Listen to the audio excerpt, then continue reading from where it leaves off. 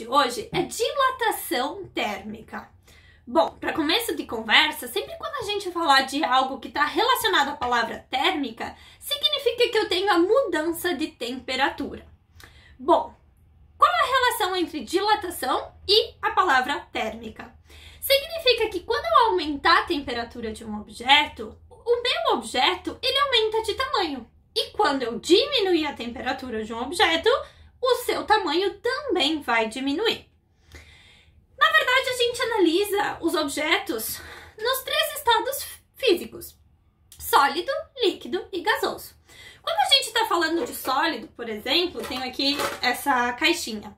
A gente pode analisar a dilatação de 3 formas. Quando aumenta apenas o comprimento, quando aumenta o comprimento e a altura, ou seja, a superfície, e quando, além de aumentar comprimento, altura, a espessura também aumenta. Então, a gente está falando do volume. Bom, quando varia apenas o comprimento, a gente chama de dilatação linear. Quando varia a superfície, a gente chama de dilatação superficial. E quando varia o volume, a gente está falando de dilatação volumétrica.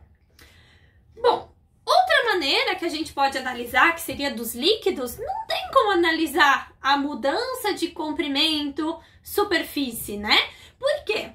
Os líquidos, por exemplo, eles têm que ficar confinados dentro de um recipiente. E o que acontece? Eu preciso analisar o meu recipiente e o líquido que está dentro. Então, no caso dos líquidos, a gente analisa apenas a dilatação volumétrica. É importante lembrar que sempre que a gente calcular a dilatação do líquido, precisamos calcular também a dilatação do recipiente. E além dos sólidos, dos líquidos, temos também os gases, pessoal. O comportamento dos gases também eu tenho a dilatação térmica. Ou seja, sempre quando eu mudar a temperatura, o meu objeto muda de tamanho. E essa é justamente a experiência que a gente vai fazer hoje. Então observem o vídeo como é.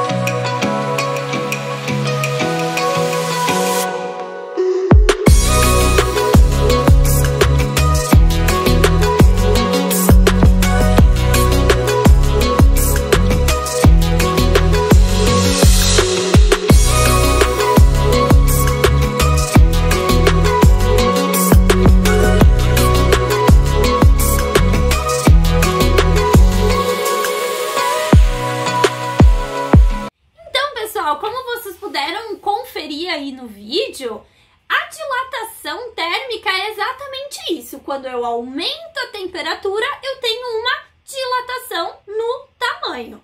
E quando a temperatura diminui, o nosso objeto ele volta ao tamanho original. Espero que vocês tenham gostado do vídeo e até uma próxima. Tchau!